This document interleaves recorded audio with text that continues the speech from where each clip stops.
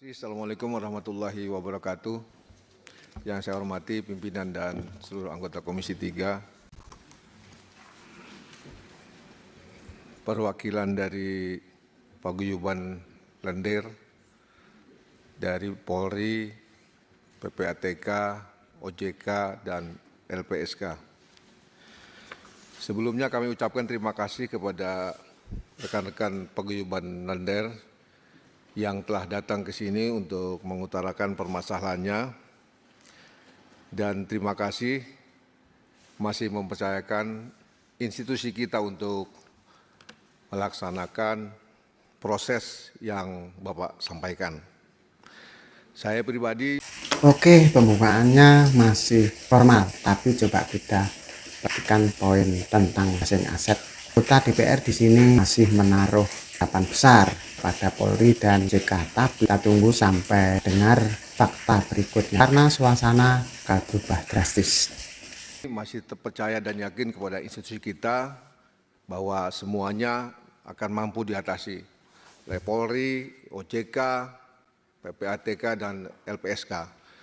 Tadi sudah kita dengar bahwa Polri juga sudah melakukan langkah-langkah strategis, dan sekarang proses laporan yang diajukan ada 4 LP sudah pada tahap proses penyidikan. Dan langkah-langkah lain sudah dilaksanakan seperti tracing aset dan yang menggembirakan menggunakan metode pendekatan in-rem. Kami berharap ini tidak panas di depan, tetapi panasnya sampai di belakang, panasnya sampai akhir. Kemudian dari PPATK saya terima kasih sudah bisa menyimpulkan bahwa ini sebetulnya adalah ponzi yang Nah, PPATK sudah menyimpulkan kalau ini ponzi berkedok syari. Ini poin paling fatal. Banyak orang tergiur karena label, itu label syariahnya, padahal cara mainnya cuma muterin uang member. Tentang pertanyaannya, mana OJK ini berkedok syariah, terus lakukan koordinasi Pak dengan Polri, dengan yang lainnya, agar peristiwa ini bisa terungkap, kerugian yang diderita oleh rekan-rekan dapat dikembalikan. Hanya di sini saya ingin sampaikan terkait dengan rekan-rekan dari OJK. Mungkin semua mengetahui bahwa OJK itu kan tugasnya salah satunya pengaturan perizinan. Regulasi pengaturannya oleh OJK, perizinan oleh OJK, melakukan pengawasan juga OJK, sampai perlindungan konsumen. Loh kok ini bisa kejadian? Tadi sudah disampaikan oleh beberapa rekan terdahulu, izinnya belum ada sudah beroperasi. Sudah tercium ada penyimpangan, tidak ada reaksi. Fungsi pengawasan tidak dilaksanakan. Bapak ini kerja apa enggak ya? Sudah ribut baru tuh. Pak ini kerja apa enggak sih? Pertanyaan ini cuma cepat jelek. Bayangkan OJK punya fungsi pengawasan dan perlindungan konsumen, tapi izin belum ada kok sudah bisa beroperasi sampai jatuh korban lagi. Ini murni kelalaian atau ada apa? Turun untuk ikut lapor. Harusnya Bapak yang menangani duluan. Sudah ada tanda-tandanya langsung turun. Kalau Bapak ini bekerja dengan baik, hal ini tidak akan terjadi. Dan mohon maaf, kami sangat menyayangkan hal ini. Untuk itu, saya masih mengharap banyak dari Bapak sekalian. Ini belum terlambat untuk melakukan koordinasi, kolaborasi, agar permasalahan ini bisa diselesaikan dengan baik, dan kerugian yang diderita oleh bapak-bapak Lendir ini yang sudah disebutkan tadi, itu ada pensiunan, korban PHK, dan lain-lainnya, itu bisa kembali. Kita gunakan hati nurani untuk menolong rakyat kita yang kesusahan ini. Terima kasih pimpinan. Assalamualaikum warahmatullahi wabarakatuh. wabarakatuh. Eh, Sebentar Ibu, kami melihat dari fraksi Gerindra belum memberikan. Oh silakan, maaf ya Ibu, sebentar kita kasih fraksi Gerindra. Silakan Andi Amar.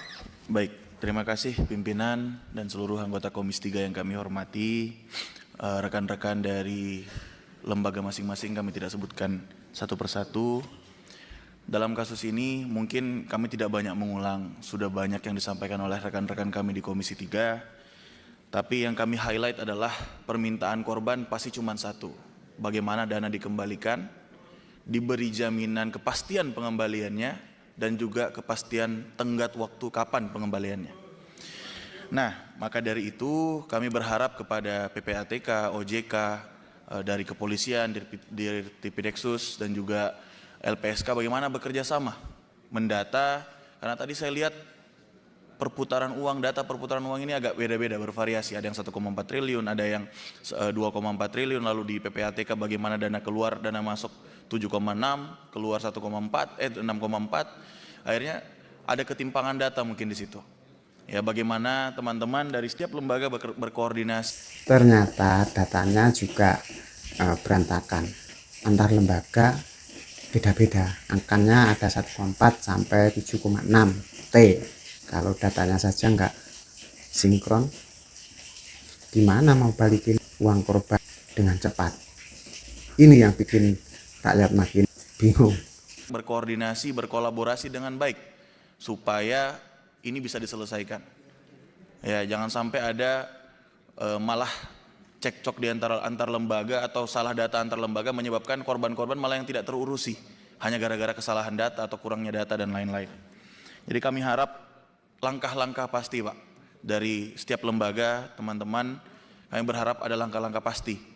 Karena bukan hanya janji, bukan hanya kata-kata, bukan hanya apa yang dirapatin, tapi kepastian yang dibutuhkan oleh teman-teman korban yang ada.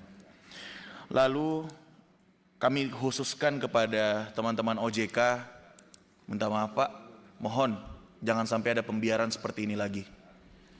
Izin belum ada, sudah jalan, sudah ada kejadian malah tetap dibiarkan aja seperti itu. Ini pembiaran namanya Pak.